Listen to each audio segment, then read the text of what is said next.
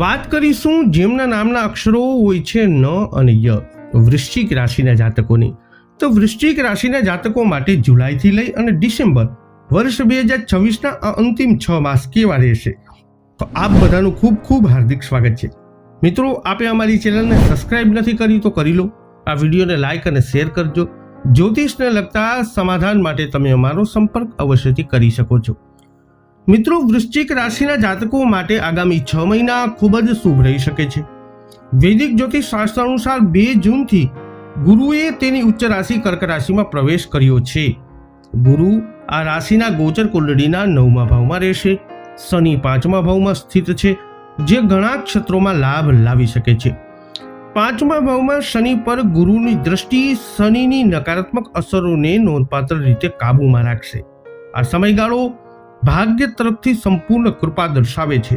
તો ચાલો જાણીએ જુલાઈથી ડિસેમ્બર સુધીનો સમયગાળો વૃશ્ચિક રાશિના જાતકો માટે કેવો અને ખાસ રહી શકે છે. ગુરુ ગ્રહના ઉચ્ચ સ્થાનને કારણે વૃશ્ચિક રાશિના જન્મેલા જાતકોને દરેક ક્ષેત્રમાં નસીબનો સાથ મળી શકે છે. આનાથી કારકિર્દીમાં નોંધપાત્ર પ્રગતિ થઈ શકે છે. પ્રમોશન અને પગારમાં વધારો થવાની પણ તકો છે. તમારી મહેનત રંગ લાવી શકે છે.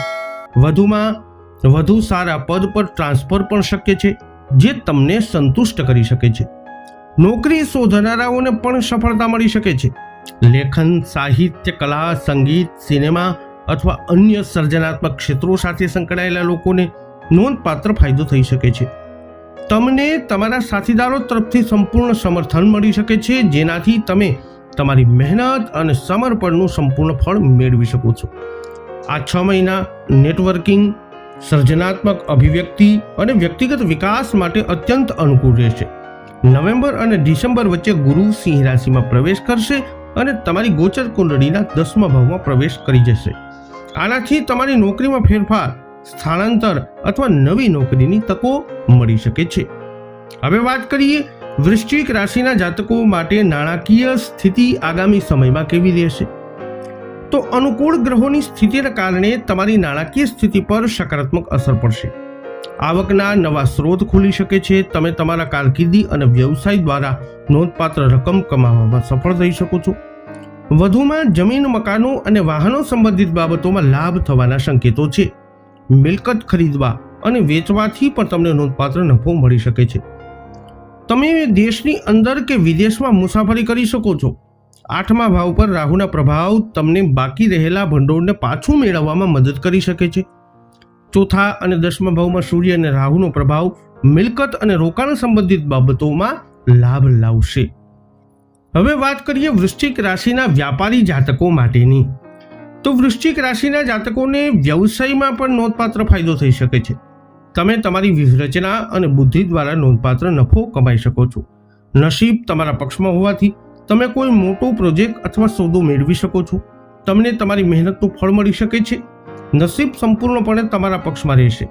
આની મદદથી તમે સૌથી મુશ્કેલ સમસ્યાઓને પણ દૂર કરી શકો છો અથવા કોઈ પણ કામમાં સફળ થઈ શકો છો. ઉદ્યોગપતિઓને તેમના વ્યવસાયનો વિસ્તાર કરવામાં સફળતા મળી શકે છે. નવું સાહસ શરૂ કરવાથી પણ સફળતા મળી શકે છે. તમે કામ માટે ઘણી યાત્રાઓ કરી શકો છો. આનાથી તમારા વ્યવસાય માટે નવી તકો અને શક્યતાઓ ખુલી શકે છે. હવે વાત કરીએ વૃશ્ચિક રાશિના શિક્ષણની. તો વૃશ્ચિક રાશિના વિદ્યાર્થી જાતકોને તેમના શૈક્ષણિક કાર્યોથી ફાયદો થવાની સંભાવના છે. પરીક્ષાઓ અને સ્પર્ધાત્મક પરીક્ષાઓની તૈયારી કરતા વિદ્યાર્થીઓએ ફક્ત તેમના પ્રયત્નોને વધુ તીવ્ર એટલે કે વધારે મહેનત કરવાની જરૂર છે, તીવ્ર બનાવવાની જરૂર પડશે.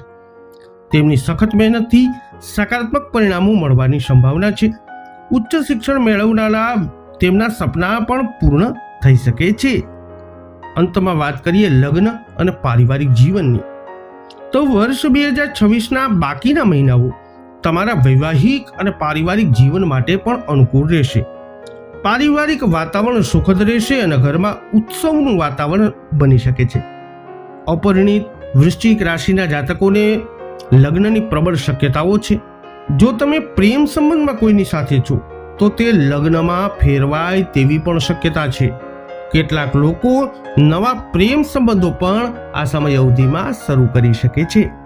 તો વૃશ્ચિક રાશિના જાતકો વૈદિક જ્યોતિષ શાસ્ત્ર અનુસાર વર્ષ 2026ના અંતિમ 6 માસ જુલાઈથી લઈ અને ડિસેમ્બર સુધીમાં ગ્રહોનું ગોચર તમારા માટે કંઈક આવી પરિસ્થિતિઓનું કરી શકે છે નિર્માણ.